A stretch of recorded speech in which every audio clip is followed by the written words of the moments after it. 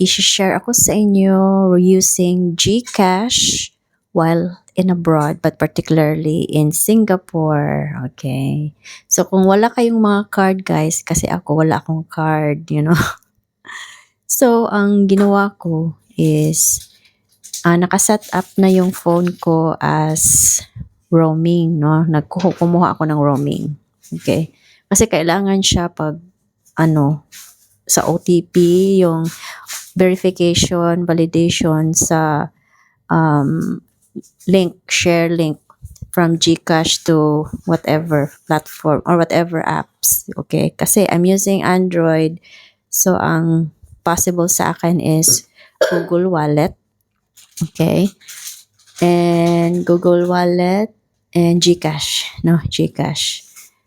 Pag wala kang yung yung card ba, yung card, tapos or ayaw mo gumagamit ng actual physical card, Google Wallet is useful. So in the beginning nahirapan ako kasi walang tutorial online, no? Merong mga like how to do or like instructions manual, pero wala pang mga taong nagpo-post online kung paano siya gawin. So ituturo ko sa inyo, pero na lang siya, guys, verbal kasi nakaset up na yung phone ko.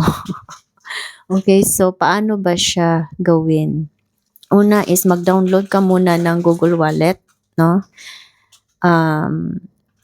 Sa Android kasing gamit ko, so Google Wallet muna. Tapos after that, you turn on your also you download GCash app, tapos Google Wallet, sabay silang dalawa. Okay, tapos pag may GCash ka na, verified ka na. So yung account ko kasi fully verified ako, so yung extension ng capacity to purchase is malaki. So, kasi fully verified. Hindi ako sure kung hindi ka fully verified if use mo yung GCash wallet. I'm not so sure kung hindi ka fully verified. Kasi ako fully verified ako. So, I have more purchase, mataas yung purchase limit. Okay, so yan. First is i-linkage mo muna yung Google Pay wallet sa GCash MyLink accounts. Okay? Show ko na lang dito yung picture, kung ano yung itsura niya. Yung pag may nakasulat dyan na link, it means fully verified na siya. So kung paano ba siya gawin, no? First is doon ka muna sa wallet, tapos sabihin mo doon na add payment as GCash, tapos ka sa GCash app na mag-open yon. Tapos sa GCash app, doon ka sa link account, tapos i-choose mo yung Google Wallet. Tapos i-follow mo lang yung instruction until ma-fully verified ka. So kailangan siyang may OTP.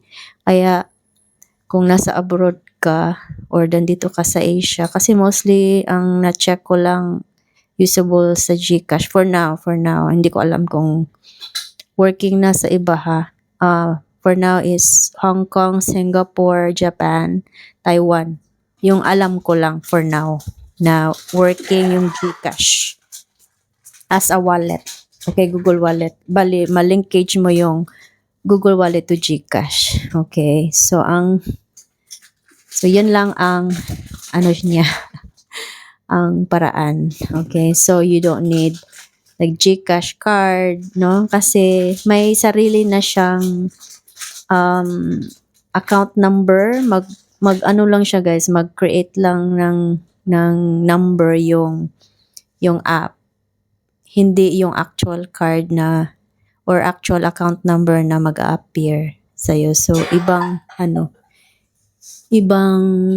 you call it, number ang mag-appear sa screen, no?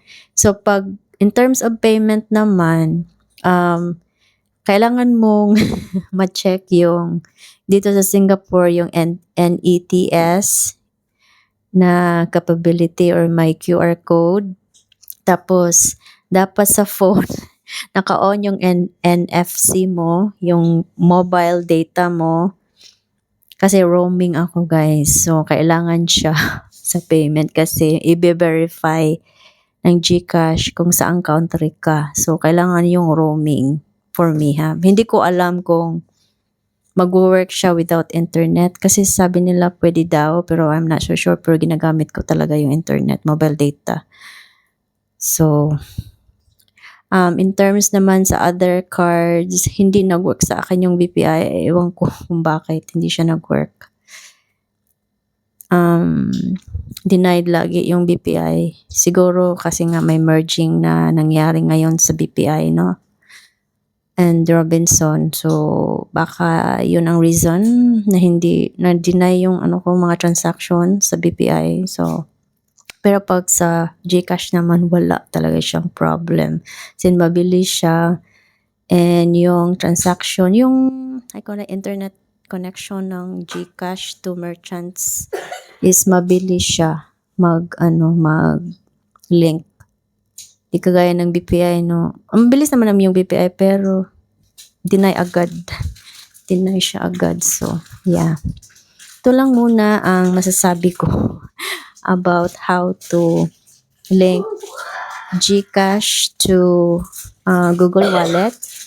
And yes, you can use Google Wallet using GCash dito sa Singapore. So, hopefully, yung mga nasa abroad na tapos naka-roaming, may GCash kayo, pwede nyo siyang i-link yung mga GCash nyo sa Google Wallet or kung may Android phone kayo. Okay? So, that's it. Sana naka-help, no? Kung may mga tanong kayo, i-question nyo lang sa baba na will try my best to help you kung paano siya i-link. Okay? Bye!